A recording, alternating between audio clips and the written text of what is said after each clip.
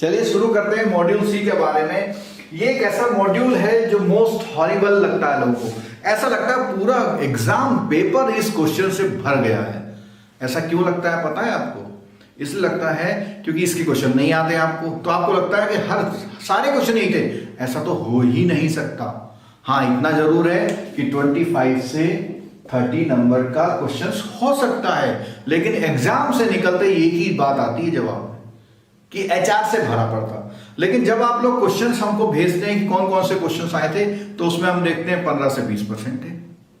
और ये जो टॉपिक है ये सिंगल यानी कि 1 मार्क्स वाला या केस स्टडी वाले क्वेश्चंस होते हैं। और केस स्टडी में 2 या 3 केस स्टडी, बाकी 1 मार्क्स के 10 to 12 क्वेश्चंस होते हैं इस पे। ठीक है, तो इसके लिए एडवाइस सुन लीजिए। जिन लोगों ने एमबीए में एचआर पढ़ा है वो लोग इस मॉड्यूल को जरूर करें। ठीक है, जब आप इसको करेंगे तो जो फंडामेंटल वाला जो टॉपिक है, उस फंडामेंटल वाले टॉपिक में आप बहुत ज्यादा समय ना लगाएं। बहुत बेसिक बातें हैं और उसको आप जब पढ़ेंगे तो क्या होगा, बहुत समय लग जाएगा क्योंकि बहुत टेक्स्ट लिखा हुआ है उसमें, बहुत समय लग जाएगा। तो इस वाले टॉपिक को एक ऑलमोस्ट स्किप कर जाइए और केवल इसमें पढ़ें क्या, इसमें पढ़ें आप जो उसमें टर्मिनल क्वेश्चंस दिए हुए हैं, ट्रू फॉल्स दिए हुए हैं, फिल इन द ब्लैंक दिए, वो जरूर पढ़ के जाएं।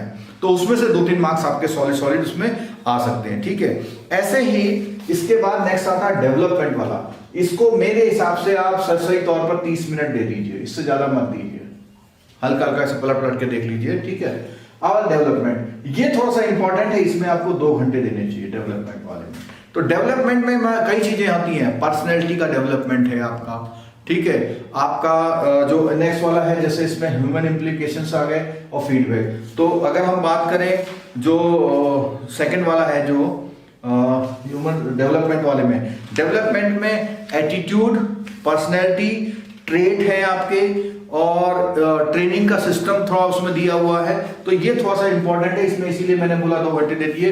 पढ़ना कैसे है, जितने भी हाईलाइटेड ब्लू या बोल्ड पॉइंट दिए हुए, बुलेट पॉइंट दिए हुए, उनको जरूर देखें। हल्का हल्का उनके बारे में हल्की सी डेफिनेशन देखें। जॉब डिस्क्रिप्शन क्या होता है, जॉब एनरिचमेंट क्या होता है, ठीक है, तो ये टास्क क्या होती है, ठीक, ये सारी चीजें होती हैं। ट्रेनिंग के लिए जरूरत क्या है, इसमें से क्वेश्चन कई बार पूछता है। ट्रेनिंग की जरूरत क्यों पड़ती है, ट्रेनिंग के एनालिसिस कैसे करते हैं, ट्रेनर कैसे अपॉइंट करते हैं, उसमें सीक्वेंशियल क्वेश्चंस आता है। ठीक है, और इस टॉपिक में कोई भी थ्योरी दी हुई है तो थ्योरी आप जरूर पढ़ें। ठीक है, थर्ड आता है आपका ह्यूमन इम्प्लीकेशन। देखिए, ह्यूमन इम्प्लीकेशन में जो आपके बुक है उसमें जो कवर किया हुआ है, ज्यादा ह्यूमन का बिहेवियर और उसकी पर्सनैलिटी के अकॉर्डिंग उसकी जॉब और उसके जो वर्क बिहेवियर होता है उसके बारे में दिया हुआ है।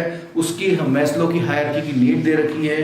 ठीक है, तो ये टॉपिक मेरे हिसाब से बहुत इंपॉर्टेंट है। इसमें आप 3 घंटा बिल्कुल दीजिएगा और जो भी इसके डिस्क्रिप्शन में बुलेट पॉइंट है उनको जरूर देखिए। थ्योरी कोई दी है वो देखिए। ठीक है, फीडबैक एंड रिवार्ड। देखिए, केस स्टडी जो आती है आपकी, वो एक तो इससे आती है और एक इससे बहुत आती है, फीडबैक एंड रिवार्ड में।